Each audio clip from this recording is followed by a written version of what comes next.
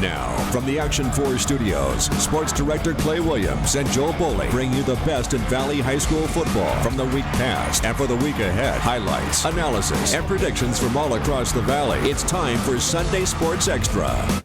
Hello and welcome to Sunday Sports Extra. Week 4 is in the books.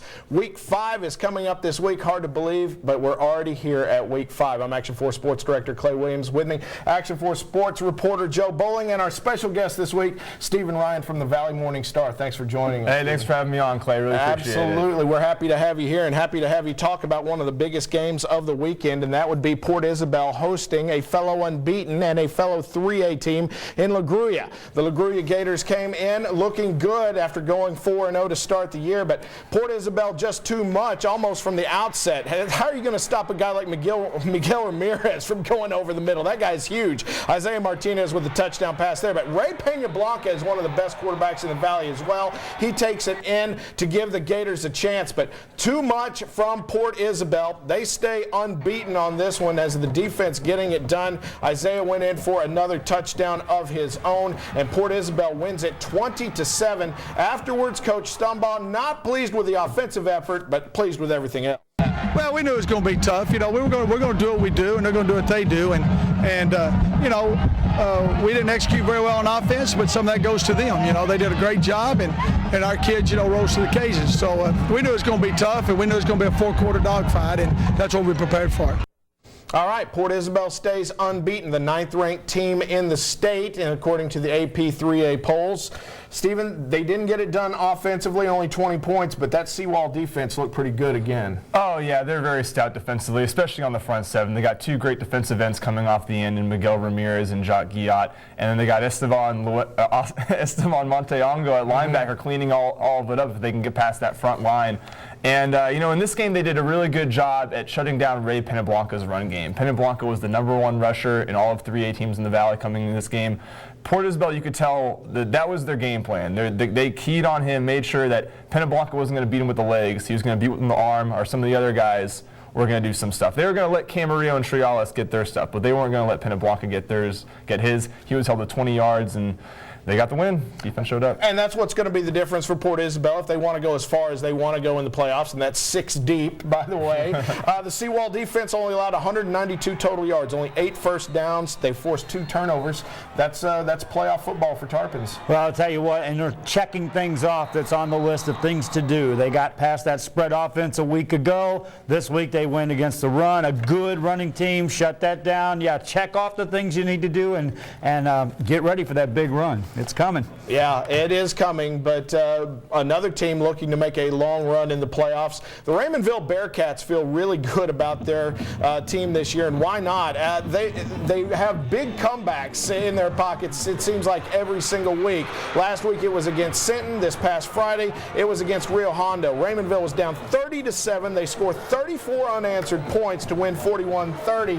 Stephen, this Raymondville team, are we ever going to see them take a lead early in a game, or they just love playing from behind so much? Yeah, I think they're due. They're a really good team. I think they had some bad breaks early on that game that let Rio Hondo get ahead, but they got such a good running game with Romeo Rosales and Jesse Valladares. It's only a matter of time before they have a big lead in one of these games this season. And the Raymondville defense able to shut down Rio Hondo in that second half. Yeah, points. That gets lost in the mix, and the defense had to do the job. The adjustments were made there. But again, that offense, when I watched them in preseason, it was all about intensity, high octane, get it going fast. And well, you're playing from behind, you got to go that route, so that gets them in gear. But once they get it going, there's something to watch. Another great 3A matchup this week. It's Raymondville at Feria. Feria, of course, coming off of a couple of wins over a 2A team, a 1A team. Now they get ready for the big boys as 3A Raymondville comes to town. Stephen, where do you see this game going? Who's your pick for Feria and Raymondville? Well, this is going to be a really good game. I mean, Feria is sitting at 4-1 right now. They don't really have a quality win yet on the docket. Most of their wins have come against 2As and 1As. The 1-3A they played Gruya, they lost in a close one. But I think they're going to come out looking to prove something. Their defense is playing really stout. They've given up only 27 points all year. I got Feria. They're playing at home. Lions. All right, one for the Lions. What's your pick, Joe? Raymondville offense comes to town, 27 points, no longer. They're going to give up a bunch more. Raymondville. The way Raymondville's been playing, I think they might actually take a lead early in this one, and I think they're going to hold on to it. I've got Raymondville winning it, but Feria will be a better for having played in this game. Meanwhile, district play did begin for one of our sub-4A teams, and that was Santa Rosa, who had an incredible game at home against the Odom Owls, a team expected to go to the playoffs this year. Santa Rosa, Ivan Salazar, he's kicked the first points of the game. Most importantly, he kicked the last points of the game in overtime as Santa Rosa gets the win over Odom. And this district, Stephen, is incredible. This 16 2A Division I, it's a mouthful to say, but it's also pretty tough when you think about every single team has a winning record in this district. It's incredible when you look at it. Yeah, and I think 3 or 4 of them went into this weekend undefeated. Yes. You know, like it's a really tough district, and I guess that explains how Santa Rosa went 0-7 in that district last year. Right. But big win Friday night against Odom. Good start for the Arturo Garcia era. Very proud of those boys. I mean, they got the job done. Yeah, Santa Rosa looking good at home against Odom. Next up, they've actually got the bye. But let's talk about another 1A team that's going to be facing one of the top 3A teams. And as a surprise, it's Progresso and it's La Villa.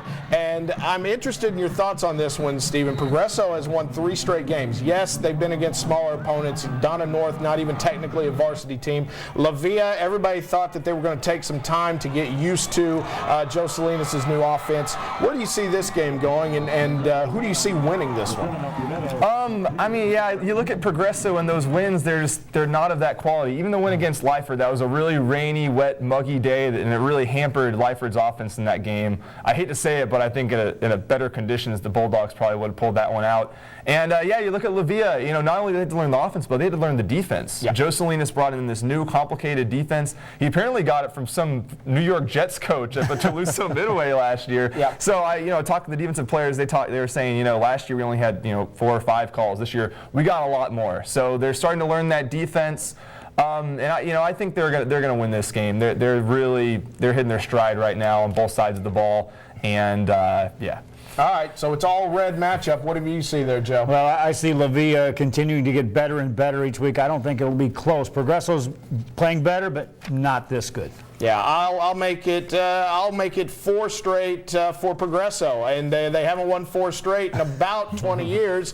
But despite the fact that there's only 1 S in Progresso, that's my misspelling, my mistake. But I'll say that the Red Ants go on to win this one. It'll be a tough 3A matchup. We are coming right back on Sunday Sports Extra. Going to talk about 35A and their changing of coaches, and we're also going to talk about some quarterback issues that one of the big teams might have. It's all when we come back.